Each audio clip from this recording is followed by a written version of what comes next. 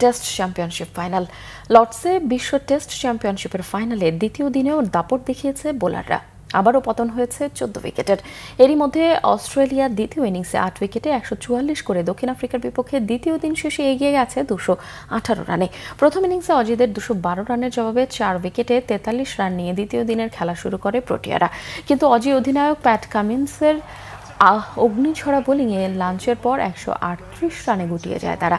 Pacer Cummins 28 রানে 6 wicket নিয়ে 300তম test উইকেটের মাইলফলকে পৌঁছে যান। অন্য দুই পেসার মিচেল স্টার্ক দুটি, জশ হ্যাজেলউড একটি করে উইকেট পান। দক্ষিণ আফ্রিকার বিপক্ষে ডেভিড বাকিংহাম 45, অধিনায়ক টেম্বা বাভুমা 36 রান করেন। 74 রানের লিড পাওয়া অস্ট্রেলিয়াও দ্বিতীয়বার ব্যাটিংয়ে নেমে স্বস্তিতে থাকতে পারেনি। ডিফেন্ডিং চ্যাম্পিয়নদের কড়ায় গন্ডায় জবাব দেন দুই প্রোটিয়া পেসার ক্যাগিসো রাবাদা ও লুঙ্গি এন্ডি। 8 উইকেটে 144 রান তুলে দ্বিতীয় দিন শেষে করে অজিরা। 73 রানে 7 উইকেট পতনের পর অষ্টম উইকেটে স্টার্কের সঙ্গে 61 রানের জুটি করেন অ্যালেক্স ক্যারি। দলের পক্ষে সর্বোচ্চ 43 করা রাবাদা তৃতীয় শিকার হন 7 নম্বরে ব্যাটিংয়ে নামা ক্যারি।